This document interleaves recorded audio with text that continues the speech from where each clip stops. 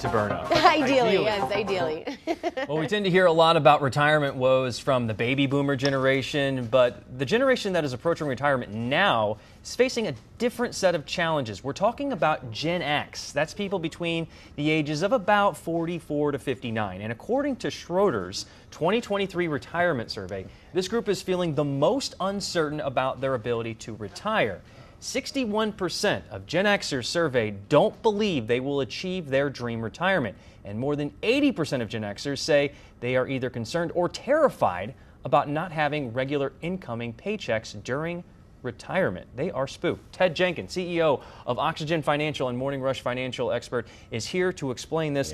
This is interesting that it's happening to Gen Xers. They could be the first generation to actually do worse than their parents. Talk about the factors at play here. Good morning, Jay. Yeah, I think this could be the first generation to do worse than their parents. They got big retirement challenges right now because Gen Xers are the first ones that are going to rely on their 401k to be the mainstay of their retirement plan. They're not getting those pensions like their parents did that give them fixed income in retirement. In addition, they're the sandwich generation. They're playing the bank of mom and dad right now for their adult children. And also their parents, some of them are moving in with them that they're having to take care of as well. And Jay, this is the first generation that's really carrying student debt into their 50s. So they're still paying off student loans. That's why I think some of my colleagues, because I'm in that age range, are going to have to work into their 70s. That makes me think, because unlike the boomers, the debt from student debt is really piling up, and that could be the same for future generations as well.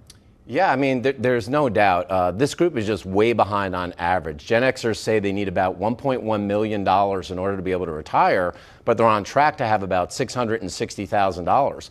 And they've been hampered in part by college because the cost of college inflation has gone up double the normal rate of inflation. So it's put a damper on their finances. Plus, Jay, there's a gray cloud over Social Security. I don't think we're going to run out of money, but this generation is saying, what's really going to be there for me? What's the overhaul going to look like in the future? You just said $1 million is what they think they need to live comfortably in retirement. I want to point out that this stat then. This is from the National Institute on Retirement Security. It says the average balance in 2020 for private retirement accounts among working Gen Xers was $130,000. That's nowhere near what they need if they want $1 million. No, this is one of the big problems. They've been playing the bank of mom and dad for their children. Those adult children are living at home. That costs them money. Inflation has spiked up. That's cost them money. They've gone to these fancy vacations. That's cost them money. At $130,000, if you make 5% a year on your money, you're going to have $7,000 or $8,000 a year of income. That with Social Security is not going to be enough to maintain their standard of living. That's why they've got to get saving now. This 50s generation-ish, if you will, they've got to get saving now. Are they lagging behind in savings because of that? And what do they need to do to kind of get their fiscal house in order? Well, I think debt is front and center, Jay. It isn't just student loan debt and credit card debt, but there are a lot of Gen Xers that refinanced their mortgage during the pandemic. Good news is they locked in at a 3% interest rate.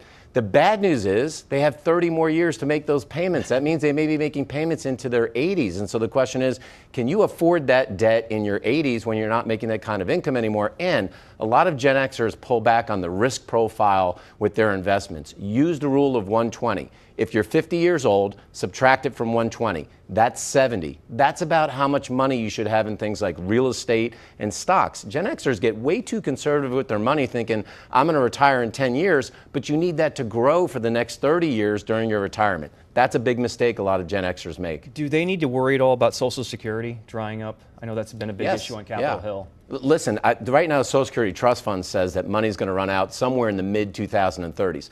I don't think Social Security is going to go away, but there's going to be some sort of major overhaul. How that's going to affect Gen Xers, we don't know yet. We'll find out in the future, but certainly that's why there's a lot of pressure on them, that it used to be the three-legged stool of retirement. Pension, Social Security, and savings. Jay, it's a pogo stick now.